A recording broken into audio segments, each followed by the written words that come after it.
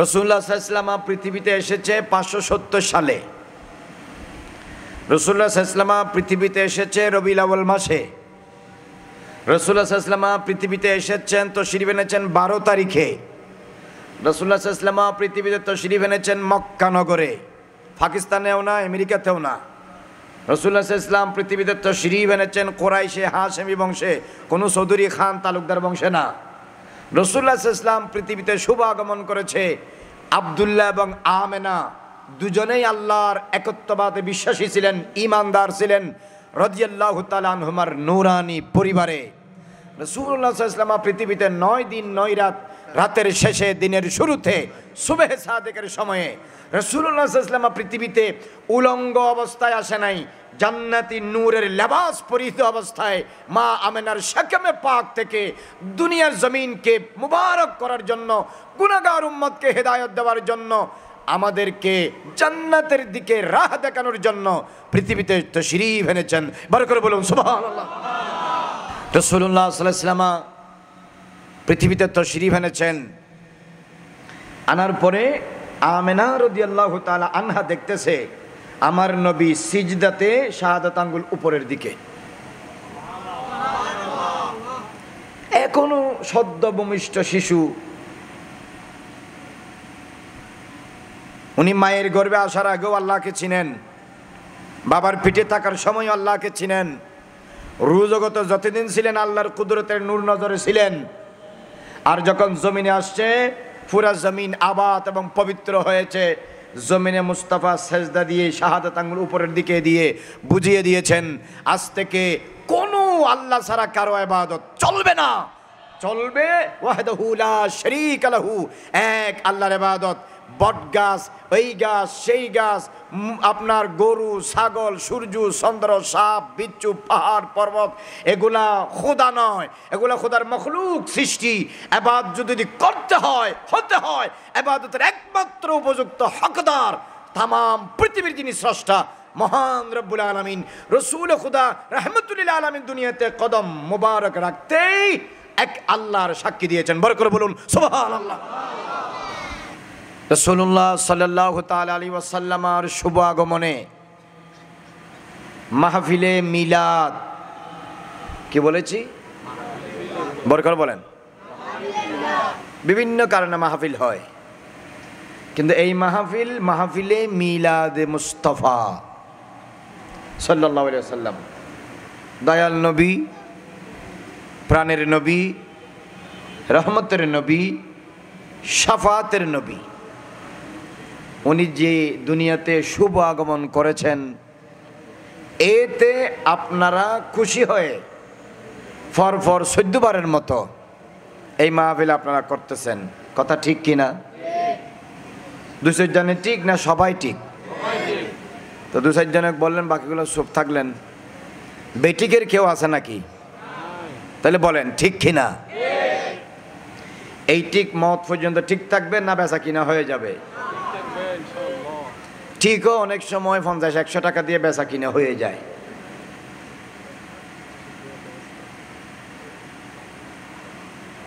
$570 খ্রিস্টাব্দে রবিউল আউয়াল মাসে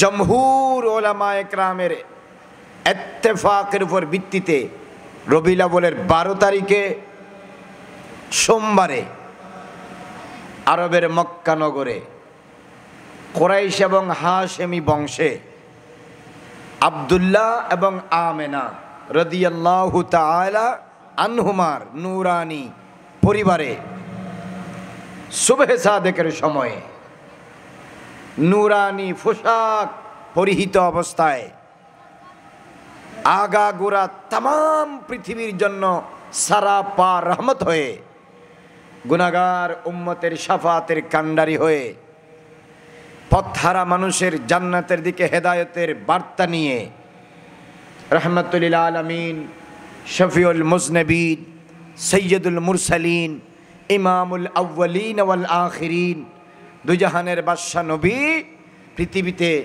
শুভ আগমন করেছেন। বড় করে বলুন সুবহানাল্লাহ।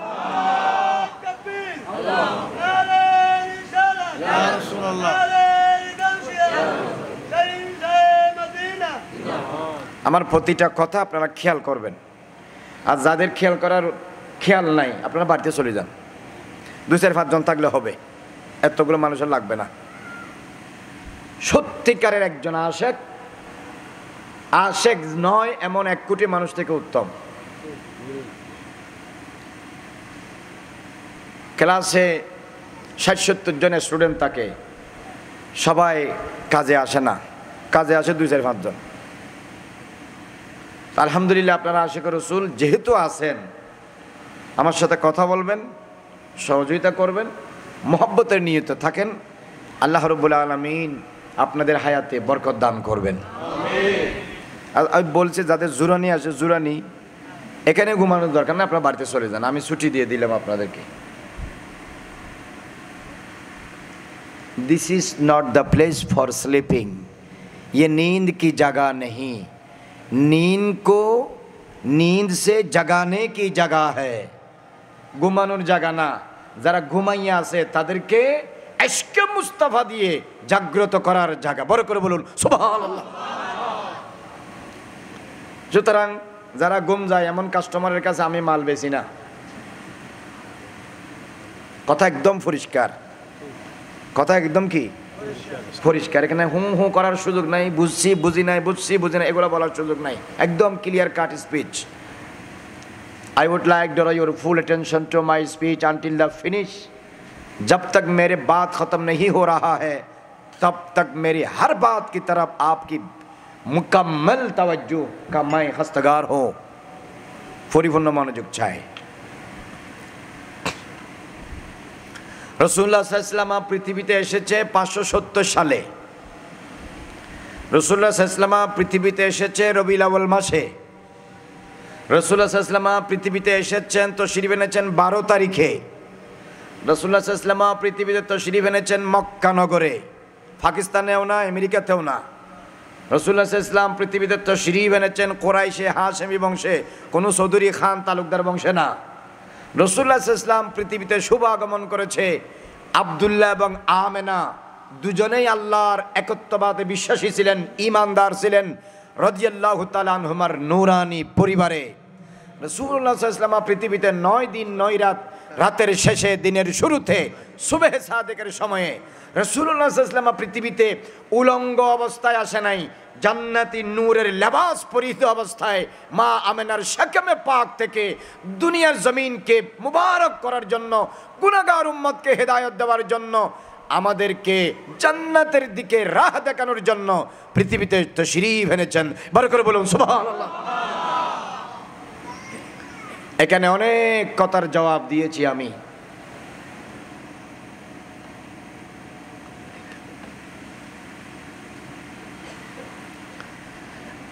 আমরা যারা পৃথিবীতে এসেছি আমাদের মাও আছে, বাবাও আছে, কথা বলেন ঠিক কিনা? মাও আছে, বাবাও আছে।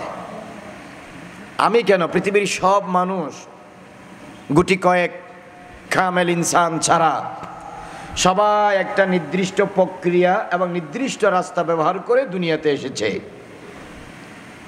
যখন সিজার ছিল না তখন সিজার ছাড়া যেভাবে আসার দরকার সেভাবে এসেছে, আর এখন যখন সিজারের সিস্টেম চালু হয়েছে তখন ওভাবে না আসে, কেউ শরীরের মাঝামাঝি জায়গা দিয়ে দুনিয়াতে এসেছে। কেউ ফ্লাইটে জন্ম হয়, কেউ স্টিমারে, কেউ লঞ্চে, কেউ বাসে, কেউ ট্রাকে, কেউ সিএনজিতে, কেউ মেডিকেলে, কেউ বাড়িতে, কেউ হসপিটালে। যার যেখানে নসিব সে সেখানে জন্ম হয়েছে। সাইয়েদনা আদম আলাইহিস সালামের মাও ছিল না, বাবাও ছিল না, আর আমাদের মাও আছে। প্রথমে বলেছি কথা বলতে হবে। সাইয়েদনা আদম আলাইহিস সালামের মাও ছিল না, বড় করে বলেন, মাও ছিল না। তাহলে বোঝা যায় মা বাবা ছাড়াও আল্লাহ মানুষ বানাইতে পারে। Almighty Allah absolutely is able to create a person without his parents. মা বাবা ছাড়া আমার আল্লাহ ইনসান তৈরি করতে পারে, এটা তার প্রমাণ। আপনাদের বিশ্বাস আসেনি? সুতরাং ইনসান দুনিয়াতে পাঠানোর জন্য, তৈরি করার জন্য আল্লাহ মা বাবার মুহতাজ নয়, মা বাবার মুকাফিকি নয়। ঈসা আলাইহিস সালামের মা আছে, বাবা নাই? ঈসা আলাইহিস সালামের মা আছে, কথা বলে না কেন? ঈসা আলাইহিস সালামের মা ছিল, ছিল না? কি ছিল না? বাবা। তাহলে বোঝা যায় আল্লাহ বাবা ছাড়াও শুধু মা দিয়ে সন্তান তৈরি করতে পারে। আমাদের মাও আছে, বাবাও আছে। যে কোনো সিস্টেমে ফাআলুল লিমা ইউরিদ, আমার আল্লাহ যে কোনো পদ্ধতিতে যেভাবে আমার আল্লাহ চায় সেভাবে আল্লাহ তখলিক ইনসান কামিল করতে পারে, মানুষ পয়দা করতে পারে, সৃষ্টি করতে পারে। বড় করে বলুন সুবহানাল্লাহ। এখন আমাদের নবী, আমাদের নবী বলার মধ্যে একটা মহব্বত আছে, কিন্তু বলে না মা বাবা এটা আমাদের ছেলে। তার মানে কতটুকুন মহব্বত থাকলে মা বাবা বলে যে না এটা আমাদের ছেলে, পরের ছেলেকে আমাদের ছেলে বলে না। আমাদের নবী। আর আমাদের নবী ছাড়া 1,23,999 জন নবীও ছিল। মোট নবী 1,24,000, 1,24,000 messenger have been sent to this universes for proper guidance for all human being until the day of judgment. The first of them is Sayyidina Adam and the last of them is absolutely Prophet Muhammad, peace be upon him. বড় করে বলি সুবহানাল্লাহ। 1,24,000 নবী এবং রাসূলের মধ্যে পৃথিবীতে আসার দিক দিয়ে, পৃথিবীতে কথা বলে না কেন? পৃথিবীতে ভালো করে বুঝছেন কি বলতেছি আমি? পৃথিবীতে আসার দিক দিয়ে সৈয়দনা আদম আলাইহিস সালাম আগে, কিন্তু এমনি আমার নবী সৃষ্টির দিক দিয়ে সৈয়দনা আদমেরও বহু বছর আগে। সুবহানাল্লাহ বাড়ি যা হইও খেন মানুষিন বড় করে সুবহানাল্লাহ কতগুলো সুবহানাল্লাহ জমা রেখে দে আর বাবির কাছে যায় হইবে লাতিয়ে এটাও হইবে দেরি, কিন্তু আপাতত আল্লাহ না রে। সৃষ্টির দিক দিয়ে আমার নবী সব নবীর আগে, কিন্তু দুনিয়াতে আসার মধ্যে আমার নবীজি সব নবীর পরে। পৃথিবীতে এসেছেন হযরত আদম আলাইহিস সালাম সবার আগে। সেদিন আদম আলাইহিস সালাম থেকে আমার নবী পর্যন্ত 1,24,000 নবী এবং 313 জন রসুল। এরা কেউ পৃথিবীতে আমাদের মতো আসে নাই, মাসালা বুঝবেন। কিন্তু এরা কেউ পৃথিবীতে আমাদের মতো মায়ের লজ্জাস্থান দিয়ে দুনিয়াতে আসে নাই। খুলে না বললে তা বুঝে না বাঙালি। আদম আলাইহিস সালামকে তো আল্লাহ পাক ডাইরেক্ট সৃষ্টি করেছেন। ঈসা আলাইহিস সালাম হচ্ছে আল্লাহর রূহ ওয়া কালিমাতু মিনহু। এই ছাড়া সমস্ত নবী এবং রসুল ওনাদের আম্মা জানের নাবির ঠিক নিচ বরাবর অথবা ডান পাশ দিয়ে দুনিয়াতে তশরীফ এনেছেন। বড় করে বলুন সুবহানাল্লাহ। আর আমাদের নবী পৃথিবীতে এসেছেন মা আমেনার নাবি মুবারকের একটু নিচে বাম পাশ দিয়ে। কারণ ইমানদারের কলব কোন দিকে? কথা বলে না কেন? মাথার উপরে। অনেক হুজুর তো কলব বলে হাঁটুর নিচে। এরকম পাগল ছাগল হুজুরও বাংলাদেশে কি আছে? কলব কি হাঁটুর নিচে না সিনার ভিতরে? কিরকম জাহেল হুজুর হলে কলব বলে মাথার ভিতরে আর হাঁটুর নিচে। মনে রাখবেন পৃথিবীর সব মসজিদের ডান দিকে সওয়াব বেশি, মসজিদে নববী শরীফে বাম দিকে সওয়াব বেশি। কারণ মসজিদে নববীতে আমার নবীর মাজার শরীফ, মসজিদে নববীর বাম দিকে। খোদার তাম পৃথিবীর মসজিদের সিস্টেম আল্লাহ পাক আমার নবীর বরকতে, নেমতে, হিকমতে, আজমতে আল্লাহ পাক চেঞ্জ করে দিয়েছেন। সব মসজিদের কাতারের সওয়াব ডান দিকে বেশি, বাট মসজিদে নববী শরীফের কাতারের সওয়াব মুস্তাফার খাতিরে বাম দিকে বেশি। বড় করে বলুন সুবহানাল্লাহ। আল্লাহু আকবার।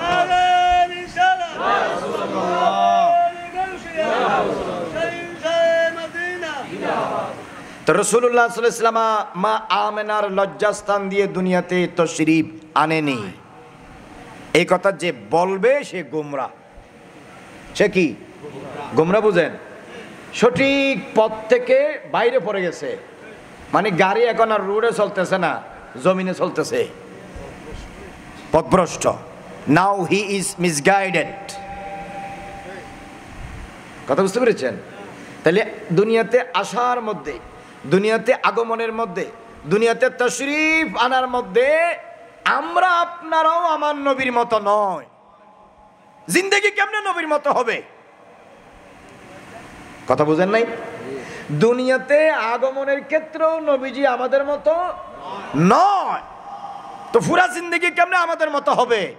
সুতরাং উম্মত কোনোদিন কোন সাইড দিয়ে, কোন দিক দিয়ে নিজের নবীর সমান হতে পারে না।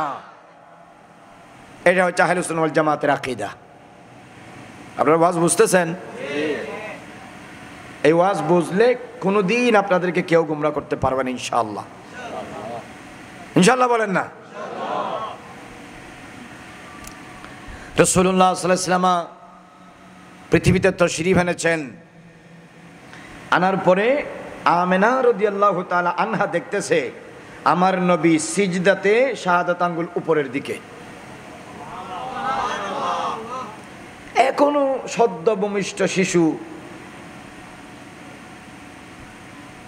উনি মায়ের গর্ভে আসার আগেও আল্লাহকে চিনেন, বাবার পিঠে থাকার সময় আল্লাহকে চিনেন, রুজগত যতদিন ছিলেন আল্লাহর কুদরতের নূর নজরে ছিলেন। আর যখন জমিনে আসছে পুরা জমিন আবাদ এবং পবিত্র হয়েছে, জমিনে মুস্তাফা সেজদা দিয়ে শাহাদাত আঙ্গুল উপরের দিকে দিয়ে বুঝিয়ে দিয়েছেন আজ থেকে কোনো আল্লাহ ছাড়া কারো ইবাদত চলবে না, চলবে ওয়াহদাহু লা শারীকা লাহু, এক আল্লাহর ইবাদত। বট গাছ, এই গাছ, সেই গাছ, আপনার গরু, ছাগল, সূর্য, চন্দ্র, সাপ, বিচ্ছু, পাহাড়, পর্বত, এগুলা খোদা নয়, এগুলা খোদার মখলুক সৃষ্টি। ইবাদত যদি করতে হয়, হতে হয়, ইবাদতের একমাত্র উপযুক্ত হকদার তামাম পৃথিবীর যিনি স্রষ্টা মহান রব্বুল আলামিন, রসুল খুদা রাহমাতুল লিল আলামিন দুনিয়াতে কদম মোবারক রাখতেই এক আল্লাহর সাক্ষী দিয়েছেন। বড় করে বলুন সুবহানাল্লাহ। এই জন্য নবীজি পৃথিবীতে আগমনের প্রথম পাঠ হলো শিরিক করা যাবে না। The first lesson of coming Prophet Muhammad, peace be upon him, to the world is there is no chance to be participation with your Lord Almighty Allah. तेरे रब के साथ शिरिक करने की कोई गुंजाइश दुनिया में नहीं है हर साहिब ईमान के लिए। শিরিক করা যাবে না, এটা মিলাদুন নবীর প্রথম পাঠ, প্রথম নসিহত, প্রথম সবক এবং ঈমানের প্রথম দাবি। কেননা ইন্না শিরকা লাযুলমুন আযীম, শিরিক হচ্ছে মহাগুনাহ। ইন্নাল্লাহা লা ইয়াগফিরু আন ইউশরিকা বিহি ওয়া ইয়াগফিরু মা দুনা যালিকা লিমান ইয়াশা। কিয়ামতের দিন আল্লাহ যদি চায় সব গুনাহ মাফ করে দিবে। বুঝছেন? একজন মানুষের আমলনামায় যত রকমের গুনাহ আছে আল্লাহ চাইলে মাফ করে দিবে, কিন্তু মাফ করবে না কোন গুনাহ? আওয়াজ দেন, বড় করে বলেন। শিরিক গুনাহ, আল্লাহর সাথে শিরিক করা কবিরা গুনাহ। কবিরা গুনাহদের বস শিরিক গুনাহ। যত কবিরা গুনাহ আছে সব গুনাহদের বস কি? শিরিক গুনাহ। যে মুশরিক সে বড় জালেম, কারণ শিরিক যখন বড় জুলুম, মুশরিক বড় জালেম। সুতরাং চলাফেরা, উঠা বসা, কথাবার্তা, লেনদেন, ওপেনে গোপনে, একজনে দশজনে, ঘরে বাইরে, অফিসে আদালতে, মাঠে ময়দানে, কোথাও শিরিক করা যাবে না। শিরিক করা হারাম, বড় কবিরা গুনাহ। আমাদের দেশে রাসূল করিম রউফুর রহিম সাল্লাল্লাহু তাআলা আলাইহি ওয়াসাল্লাম উনি পৃথিবীতে তাশরীফ এনেছেন। আমরা বলি 12 রবিউল আউয়ালে। কয় তারিখ? 12 রবিউল আউয়াল। কিছু ভাই আছে তারা বলে না অন্য তারিখে, হ্যাঁ, অন দ্য আদার ডেট, অন্য তারিখে। কিরকম? তারা বলে যে না 8 তারিখে, কেউ কেউ বলেন 9 তারিখে, কেউ কেউ বলেন 11 তারিখে, কেউ কেউ বলেন 13 তারিখে, কেউ কেউ বলেন 17 তারিখে, কেউ কেউ বলেন 19 তারিখে, কেউ কেউ বলেন 22 তারিখে। বিভিন্ন কথাবার্তা আছে। আমরা বলি আচ্ছা ঠিক আছে, আপনি যদি বলেন রাসূলুল্লাহ সাল্লাল্লাহু আলাইহি ওয়াসাল্লাম অন্য তারিখে এসেছে, অসুবিধা নাই, কোনো অসুবিধা নাই। আমরা বলি 12 তারিখ, এরা বলে অন্য তারিখ, কোনো অসুবিধা নাই। ধরে নিলাম অন্য তারিখে এসেছে, তাহলে সেই তারিখে আপনারা মিলাদ করেন। আমরা 12 রবিউল আউয়াল করি যেহেতু আমরা মনে করি যে হুজুর কয় তারিখে এসেছে, রবিউল আউয়াল শরীফের 12 তারিখ। এখন আপনারা আরেকজন বলবেন না বেটা 12 তারিখে আসে না, 8 তারিখে আসে। ওয়েল অ্যান্ড গুড, ভালো কথা, ঠিক আছে তুমি 8 তারিখে করো, আমিও তোমার সাথে চাঁদা দেব, শরীক হব, তুমি 8 তারিখে করো। বললেন না 8 তারিখে না 13 তারিখে এসেছে, আজ ঠিক আছে তুমি 13 তারিখে করো। আসলে তাদের উদ্দেশ্য তারিখ না, তাদের উদ্দেশ্য একটা ঝামেলা করা। তাদের উদ্দেশ্য কি? তারিখ ফ্যাক্ট না। আমি 12 তারিখ বলেন, আপনি অন্য তারিখ বলেন, ঠিক আছে রসুল তো এসেছে এটা তো সত্য, নাকি আসমানে রয়ে গেছে? কথা বলেন, আসছে কিনা? দুনিয়াতে তো শরীফ এনেছেন কিনা? তারিখের মধ্যে বেশ কেমন হয়েছে আর কি হোক না, রবিউল আউয়াল মাসের কোনো এক তারিখে এসেছে, ঠিক আছে আমরা 12 তারিখে করি, তোমরা অন্য তারিখে করো। তাহলে তো বুঝতে পারলাম যে না তোমাদের ভিতরে আসলে করার ইচ্ছা আছে, সদ ইচ্ছা নাই, ফিতনা করার খেয়ালে আমরা যারা 12 তারিখে করি আমাদের সাধারণ পাবলিকদের ভিতরে বিভ্রান্তি, সন্দেহ, বিশৃঙ্খলা, ঝামেলা, ফিতনা তৈরি করার জন্য আলেমের সুরতে এরা এই সমস্ত কথা মাঠে ময়দানে ছড়ায়। অ্যাকচুয়ালি মিলাদ করা তাদের উদ্দেশ্য না, মিলাদকে বন্ধ করা তাদের উদ্দেশ্য। কথা বলেন ঠিক কিনা? সুতরাং যারা বলে 12 তারিখে আসে নাই, আপনি তাদেরকে বলেন welcome, you are most welcome to other date, অন্য ডেটে আপনি ওয়েলকাম, ঠিক আছে আপনি ওই তারিখে করেন। তখন না বুঝতে পারবে যে তোমার ভিতরে মিলাদের কি আছে, মহব্বত আছে। কোনো তারিখে করে না, শুধু লাফালাফি করে আর ফিতনা করে। মানুষ রাসূলুল্লাহ নবী কয়জন? এখন তারিখ যদি 10টা হয় তাহলে হুজুর কি দুনিয়াতে 10 বার আসছে? কয়বার আসছে? সত্যটা একদিন একটা হবে, কিন্তু উলামায়ে কেরাম বিভিন্ন তারিখের কথা বলেছেন, ঠিক আছে আমরা সবগুলো রেসপেক্টের সাথে মেনে নিলাম। আমরা আহলে সুন্নাত ওয়াল জামাত পুরা রবিউল আউয়াল মাস কেন পুরা বছর করি, 1 তারিখ থেকে 30 তারিখ পর্যন্ত সারা পৃথিবীতে এমন কোনো দিন নাই যেখানে মিলাদুন নবী হচ্ছে না। সুতরাং আমরা তো আমাদের কথার উপর বরকরার আছি, তোমরা যেটা পারো না সেটা বলো কেন? বলে শয়তানের দায়িত্ব পালন করার জন্য। কথা বলেন ঠিক কিনা? ফিতনা করার জন্য। এই ফিতনাতে আপনারা কান দিবেন না। যদি বলে অন্য তারিখে, তারে বলে আচ্ছা ঠিক আছে তুমি এই তারিখে করো, আমি তোমার চাঁদা দেব। কথা বুঝতে পেরেছেন? তারিখ ফ্যাক্ট না, রাসূল পাকের মোহাব্বত হচ্ছে আসলে ফ্যাক্ট। বড় করে বলেন না সুবহানাল্লাহ। আমরা লিখি জশ্নে জুলুসে ঈদে মিলাদুন নবী, লিখি না? লিখি। আবার বলি সকল ঈদের সেরা ঈদ, বলি কি না? বলি। আপনারা খেয়াল করেন, আমি অন্যান্য মাহফিলেও বলেছি, আপনাদেরকেও বলি, জশ্নে জুলুসে ঈদে মিলাদুন নবী কয়টা শব্দ? বড় করে আওয়াজ দেন, কয়টা? 5টা। এই 5টার মধ্যে প্রথমটা কি? জশ্নে। বলেন না প্রথমটা কি? জশ্নুন মানে কি? জশ্নুন এটা ফার্সি শব্দ। কোন শব্দ? ফার্সি। আমাদের বাংলাদেশে আমরা যে বাংলা ভাষা ব্যবহার করি, এখানে আমরা ইংরেজি, উর্দু, হিন্দি, ফার্সি, পর্তুগিজ, চায়না, আরবি এবং বাংলা বিভিন্ন ভাষা আমরা কি করি? ব্যবহার করি। কথা বলেন ঠিক কিনা? আমি দুপুর 2টা বাজে জায়নামাজ থেকে জোহরের সালাত পরে উঠে টেবিলে পড়তে বসেছি। তাহলে আমি যে জায়নামাজ বললাম এটা বাংলা না, জায়ে নামাজ ফার্সি। আমি যে সালাত বললাম আরবি। আমি যে 2টা বললাম বাংলা। আমি যে টেবিল বললাম ইংরেজি। তাহলে আমার একটা বাক্যের ভিতরে কয় ভাষার শব্দ হলো? 4 ভাষার। বলতেছে বাঙালি, কিন্তু বাঙালি বলতেছে বাংলার ভিতরে আরবি, উর্দু, ফার্সি, ইংরেজি। ঠিক না?